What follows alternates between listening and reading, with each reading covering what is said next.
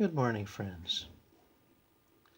Welcome to yet another video, number 3, about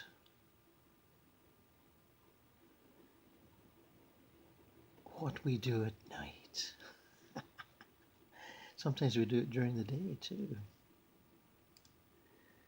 The OBEJournal 2018, number 3.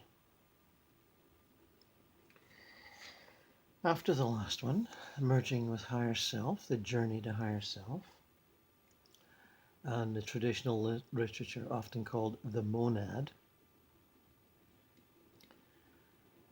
I thought it appropriate to read a section from my book, You Are History, The Soul, the Higher Self, and Our Share of Divinity, from 2015. The higher self makes several contributions to this narrative, and one of them is called The Monad Now.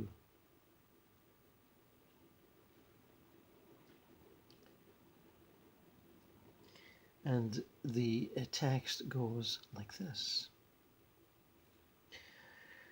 Gordon is seated in a coffee shop, watching snowflakes slant and skitter about, with his laptop at the ready.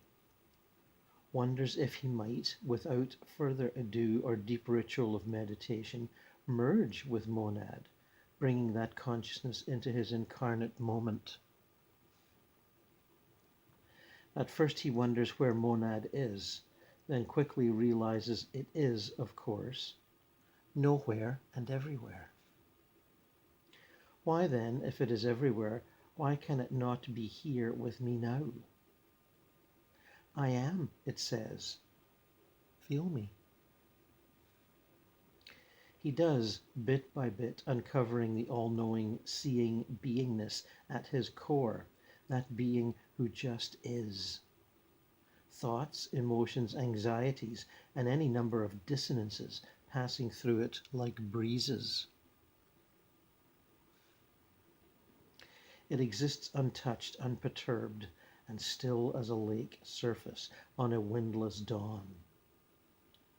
Gordon looks at the collection of customers in the cafe and sees their unconscious connection to their higher selves, monads, knowing that even as they check their screens, scratch their noses and sip their drinks, they are all exploratory extensions of eternal multidimensional beings who sent them here with original inspiration to be and to learn whatever they needed to learn,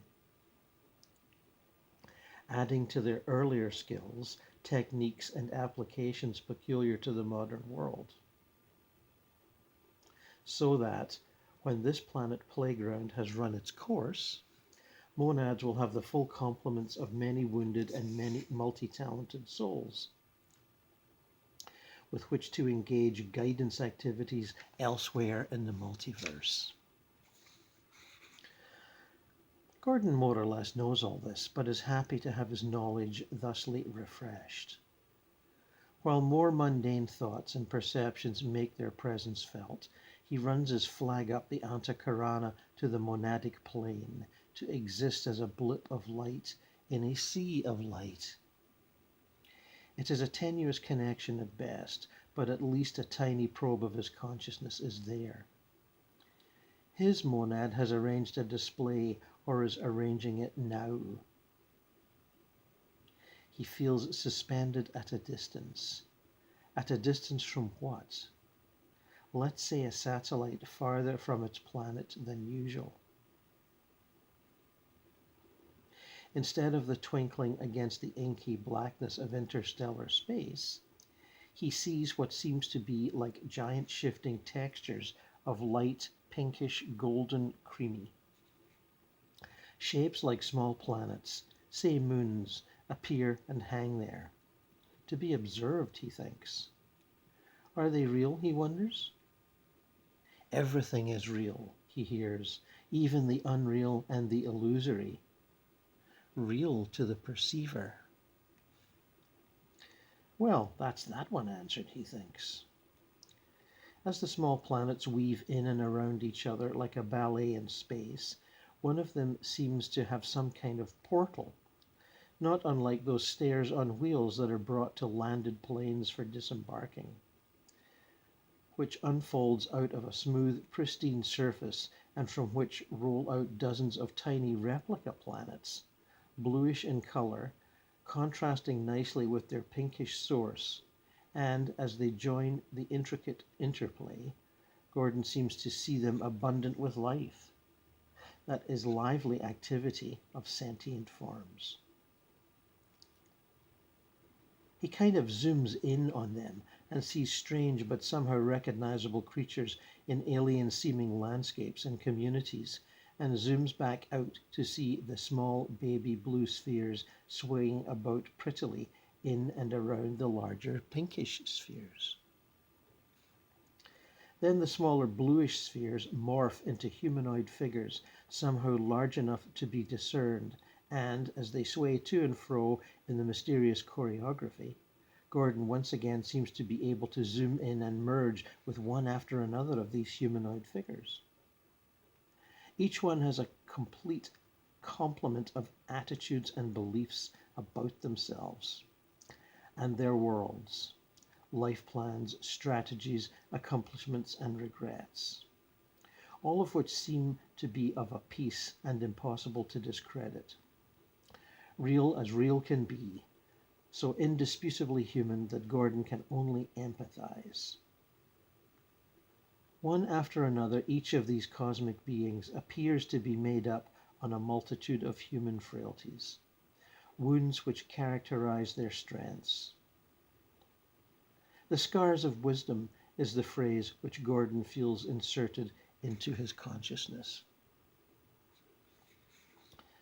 Then, after zooming in and out, the giant-seeming humanoid figures morph back into smaller-sized blue spheres and file back into the largish pinkish sphere they emerged from seconds or centuries before. And the staircase portal closes up neatly behind him. It is also cartoon-like, even more so when the larger pinkish spheres merge into the slightly rose-hued, slightly golden-textured background, and he is left somehow alone to contemplate his elaborate fantasy. An inner voice tells him to come back again sometime and see Act 2 for himself, which in the later of this world, of ours, he does. This time he is presented with an urban streetscape, busy with cars and pedestrians. Midday, and everything is going smoothly. He seems to be simultaneously above and beside the action. Two places at once or no place at all? He decides to stop wondering and just watch. Everyone seems to be on automatic pilot, going about their business. He recalls as a younger man feeling that folk just weren't paying attention. Now he sees that the automatic pilot perception is to indicate how much of their consciousness is elsewhere. That much of the soul energy is preoccupied with activities on planes other than the physical. A man of middle-aged and portly frame, perhaps an accountant or a lawyer at lunch, is somehow brought to his attention. Gordon finds his perception following a string of golden light leading away from his crown chakra, up through the blue sky and into another dimension, where it leads to a family gathering, a happy picnic in either a large garden or small park, where people are seated comfortably, sipping, nibbling, and chatting. Of course, these are dead people, family members who have passed, enjoying their paradise in the knowledge that others will join them sooner or later. The man appears more or less like himself as he crosses the street, perhaps a little less preoccupied and more chatty as he raises his glass and grins.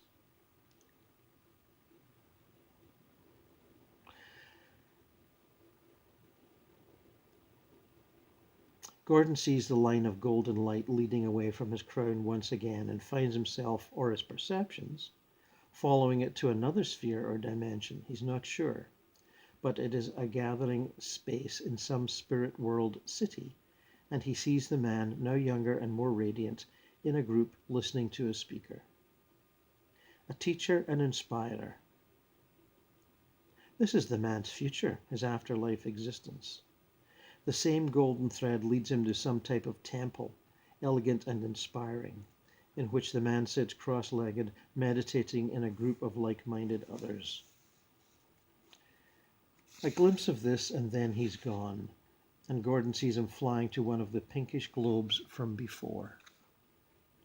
Then he's back at the midday street scene. A mother with a child in a stroller is in focus.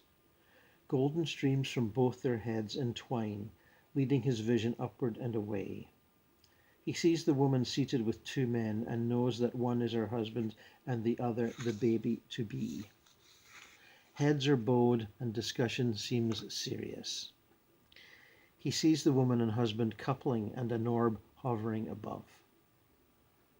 Then he sees the couple and the child traveling in a car, suddenly crushed by falling rocks on a mountainside pass.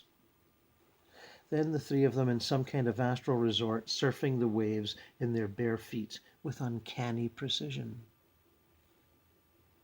Then the three of them as ethereal transparencies, twirling about each other daintily. Then the three of them flying towards another pinkish globe.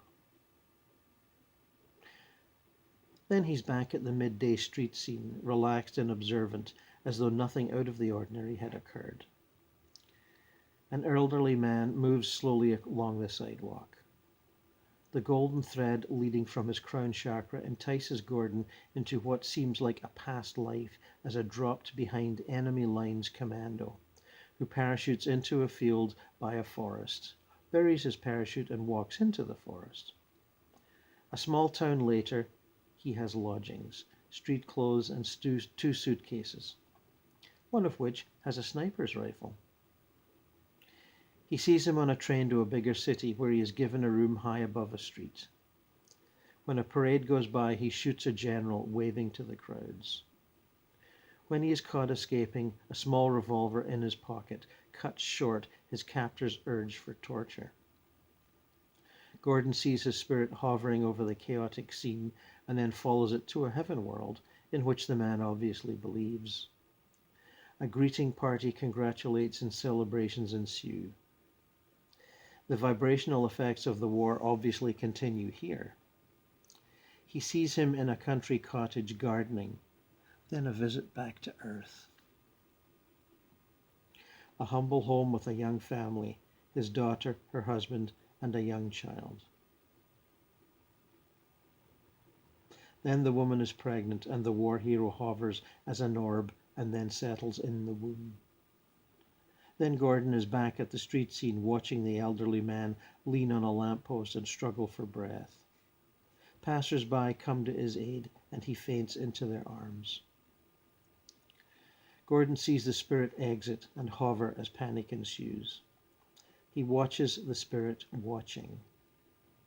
He sees a guide lead it away and follows discreetly to the Spirit World Reception Center. Then it's a reuniting with the wife from the war years, who always kind of worried about her grandson and had her suspicions confirmed when arriving back in spirit herself. Gordon sees them settle in much the same, if not exactly the same cottage the man had gardened in before. Domestic bliss in eternity. Doubtless these two will live out their heaven lives and re-merge with their monad, masquerading as a pinkish sphere. But Gordon doesn't see that. Not this time, anyway. He returns to normal consciousness, ponders on the marvelously adaptable process which enables such learning curves to unfold in time and space. Then he chuckles, seeing how it all must be in a day's work for monad, or maybe a moment's unfolding. An inner voice, that inner voice, says, "Is that enough for now?"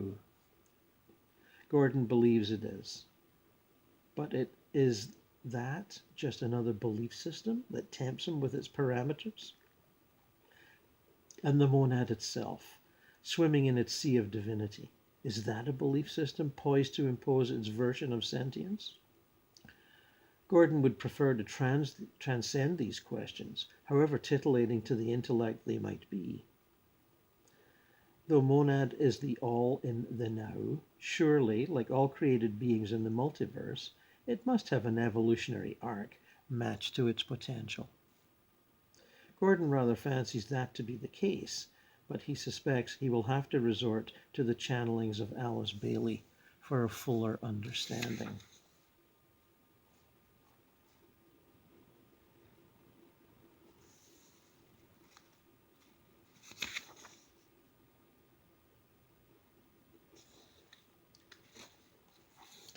There's also a small chapter after that called How All This Makes Me Feel, which I think you might find quite amusing. As one emerges into this mysterious atmosphere where the monad seems to have its being and opens oneself to the seeming omnipresence and relative omniscience of its existence, one feels smaller and smaller until, quote unquote, what I did in this incarnation, end quote, becomes little more than, quote unquote, what I did today. The major events and life-changing changers assuming the more humble mantle of, say, a bashed thumb, a sad memory, or an after-dinner indigestion bout. All that excitement, anxiety, and unpleasant drama just dribbles away into details, some annoying, some as yet alluring. After I examine these details, once so intensely important, I can see just how they might be mere files in the databanks of higher self, monad. Finally, I get more and more distance from their dramatics, experiencing them in my astral body as emotional residues, then in my mental body as inflamed thoughts, and then in my causal body as driving forces of an incarnation, and then in my Buddhic body as flashes of character-building inspiration, quickly conceived and even more quickly forgotten. And then, in joys and pleasures of paradise, they melt into the deep background of the life as lived, and then into the deep background of all human lives, the curses and blessings which promote all change and growth. At one point in his trek across modern times, Gordon came to see that this inner girl, this innocent maid growing up within him, was... Oh, excuse me, missed a page. Sorry about that. Forget about that inner girl. The curses and blessings which promote all change and growth. When I no longer care one way or the other, I can, as we say, let it all go. And from there to files in the databanks of higher self, which is an effortless switch. All passion spent, all promise fulfilled, all causes catered to, and in the process many lives become one. The deep throb of the rock, the dry itch and damp sponge of the soil, the electric thrill of sunlight on plant, the cool glide of the fish, the sharp joy of flight, the dead weight of gravity, the pangs of all hungers, the bonds of all loves. How it makes me feel. How does it make me feel? A servant who sees the master in himself, a detail who knows the full design, a hobbit who no longer craves the ring, a willing harmony to a beautiful song, a pawn who dines with bishop and king, a partisan who knows the heart of his oppressor, a messenger who's swallowed the message. And who, you might ask, is me? Any definition will do for now.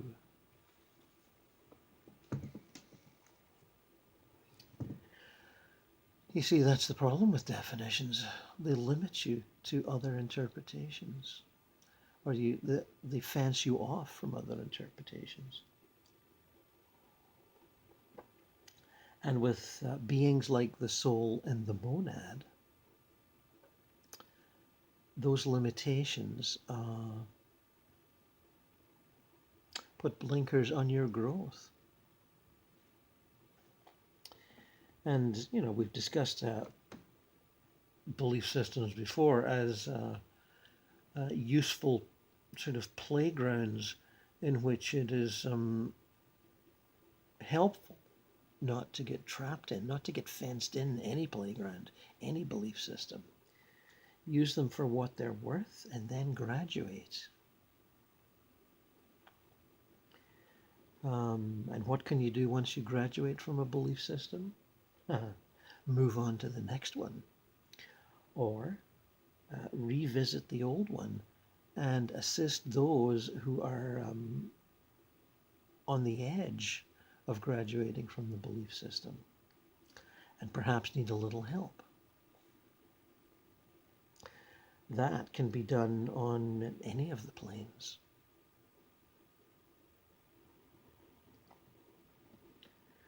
You can sit and chat with people at any kind of social situation, public social situation. And if they're on the edge of dissatisfaction with a belief system, you can chat to them in a way that illuminates certain paradoxes, difficulties, challenges, and perhaps give them the courage to step out of that shadow and into the light of greater understanding.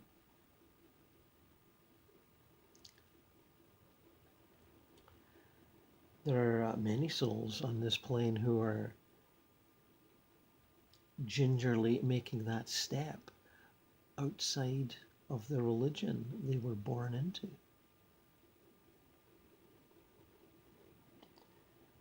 The same is true when you're on the astral plane, in the various purgatories and heavens. There are souls who have entered those spirit spheres, carrying what then seems to be the burden of a religion on their back, and wondering about the various paradoxes, contradictions, just seeming stupidities in the teachings of their religion. They're still a little fearful, doubtful, but being in the post-mortem state, they're a little less so, because the fear of death has been swept from them, at least. And in those situations, you can help them too, especially if you're stepped outside of one of the traditional belief systems we call religions.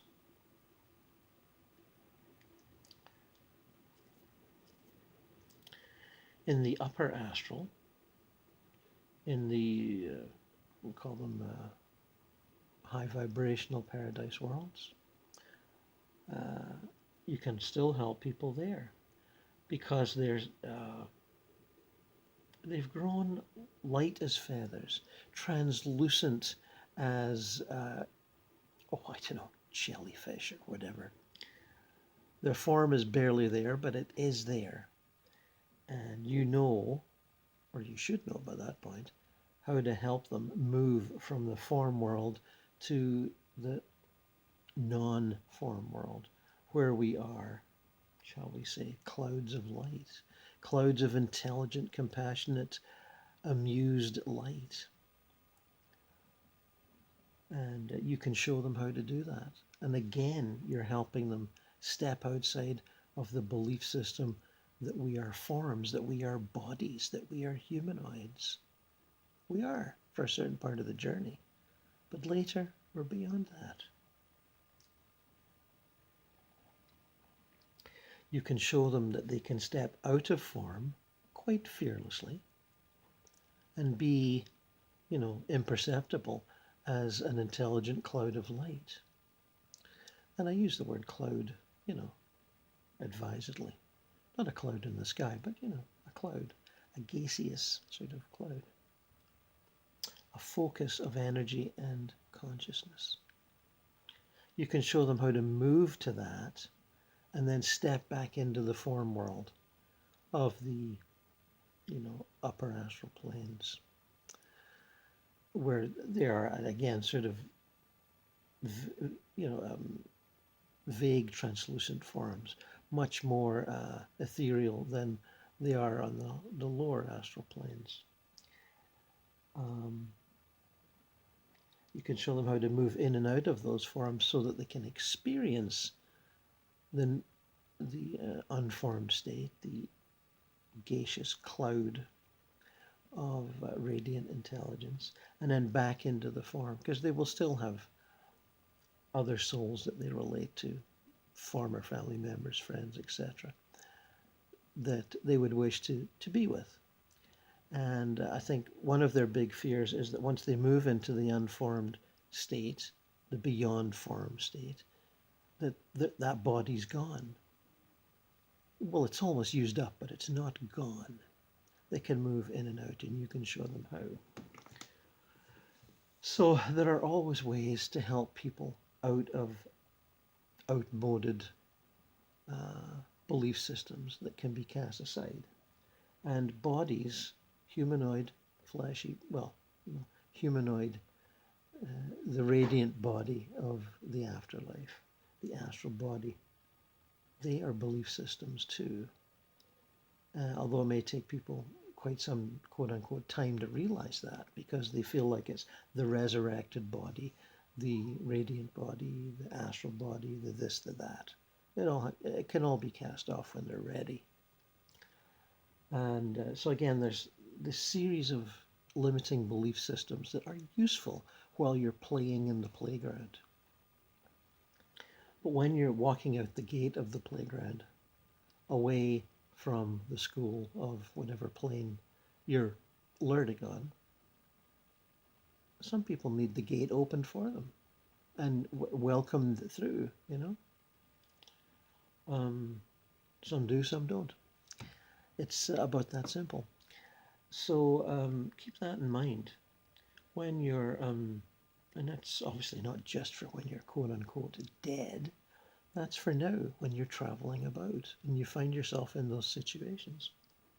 As you will, as you have. Keep in mind that you're well able to do this. You may have forgotten. You may have put it aside to be a limited human in a limited reality. But you know these things. Just assume that you know them. Don't assume that you don't know them, as many of us do when we plug into our doubts. Plugging into doubts is ever so easy, especially in a materialist, skeptical culture. I don't know how to do that. Others do. Specialists do. Experts do.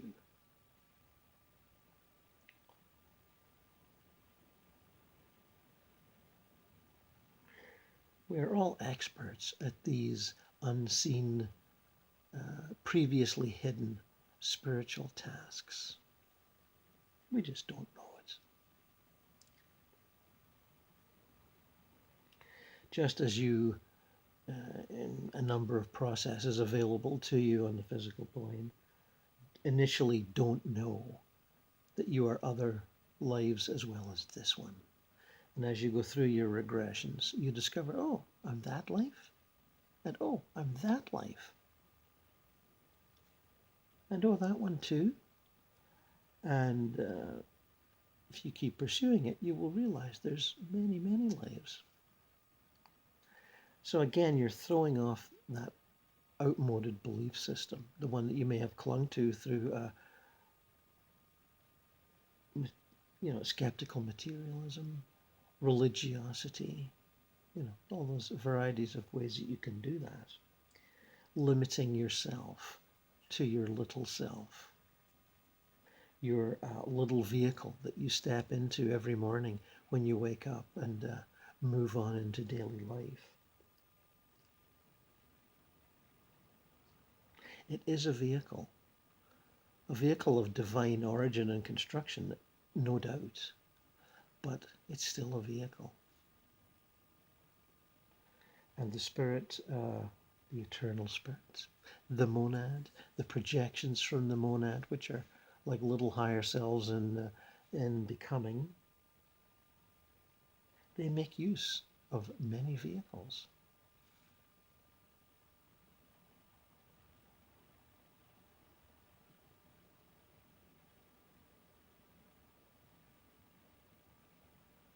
Perhaps we can end on a short meditation on the many vehicles that we use, that we employ in our progress through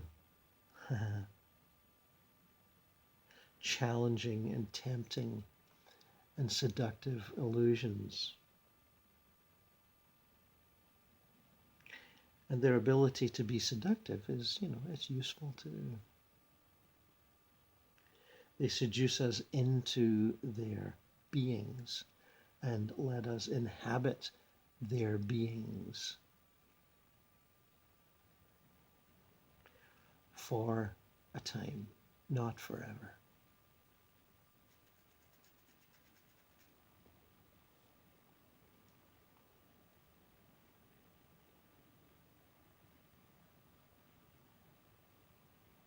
Feel yourself in all those beings, past and future. See yourself playing various games for the fun of playing the games and inhabiting the roles, but also for the learning that comes with it, the understanding that each role has its purpose, its educational curve, its many guises, and I say guises as in the form of clothes that one wears for different challenges and situations.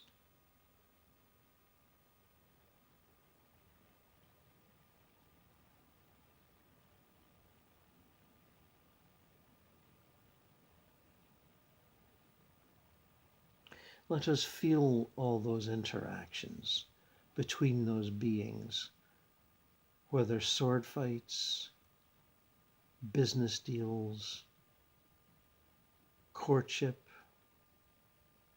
courtly dances, debates,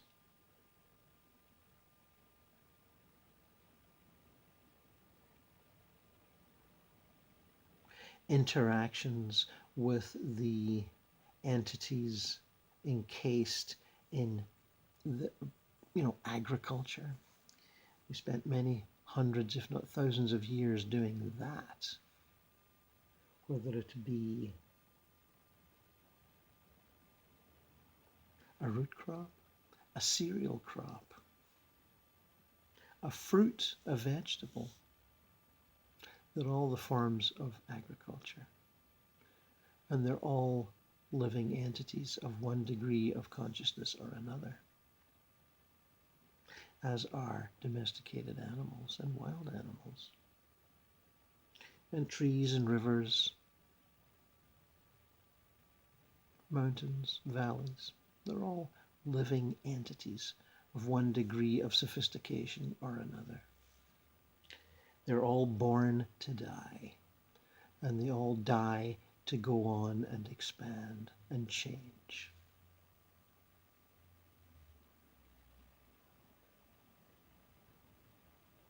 So feel yourself, if only for a moment, entering those and being all those, because as one or another emanation of higher self, monad, you have. See all those life forms endlessly interacting, all of them with the soul energy of the monad in them. Your monad, another monad. I fail to see the difference between one monad and the next, but maybe that's my limitation.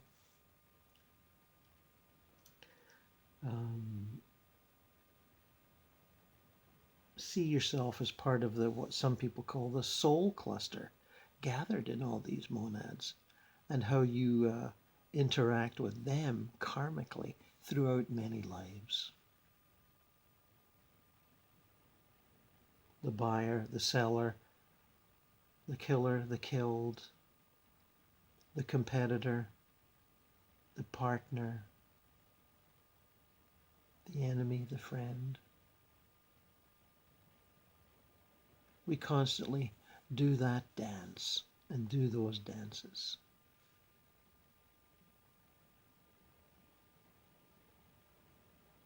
And how we get caught up in those dances until we stop dancing and move on to something else that we think is not a dance, but will probably turn out to be one of a different different stripe.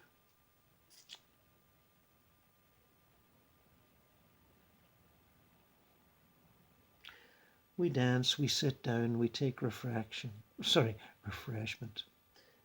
and then we dance again.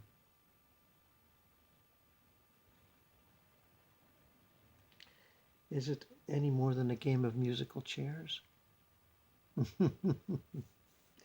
Perhaps, and perhaps not. I'll leave you with that charming metaphor. And that's OBEJournal number 3. And we'll be back again soon.